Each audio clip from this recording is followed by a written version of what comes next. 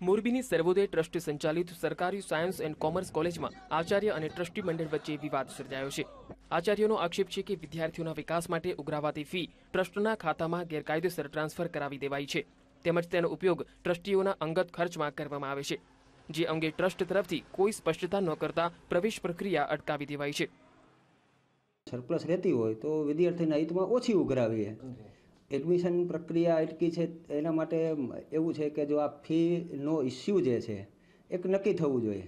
Fee લેવાય તોય કોઈ વાંધો નથી અને ન લેવાય તોય કોઈ વાંધો નથી।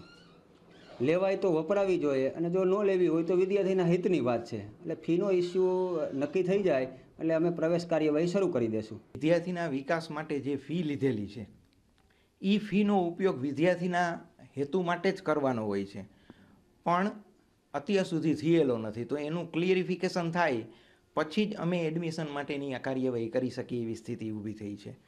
સર્વોદય એજ્યુકેશન ટ્રસ્ટ તમામ આક્ષેપોને નકારી રહ્યું છે। ટ્રસ્ટના માનદ મંત્રીએ ખોટા આક્ષેપો કરવા બદલ આચાર્યો સામે કાનૂની કાર્યવાહી કરવાની તૈયારી દર્શાવી છે।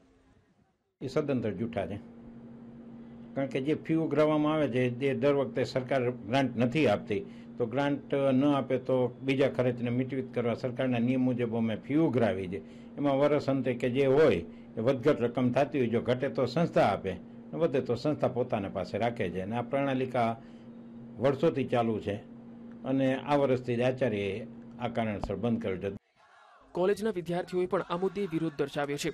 વિદ્યાર્થીઓએ ટ્રસ્ટીઓ વિરુદ્ધ સૂત્રોચ્ચાર કરી વાપરેલી ફી પરત કરવાની માંગ કરી, તેમજ આ મુદ્દે ઉગ્ર આંદોલનની ચીમકી ઉચ્ચારી છે। આવા વિદ્યાર્થીઓના વધારાના પૈસા જે ટ્રસ્ટ લે છે એ પૈસા ગયા વર્ષે અને આ વર્ષના જે એડમિશન થયેલા છે એ પૈસા વિદ્યાર્થીઓને પાછા મળવા જોઈએ, અને જો આ પૈસા વિદ્યાર્થીઓને પાછા નહીં મળે તો આગામી દિવસોમાં વિદ્યાર્થી સંગઠન દ્વારા ઉગ્ર આંદોલન કરવામાં આવશે।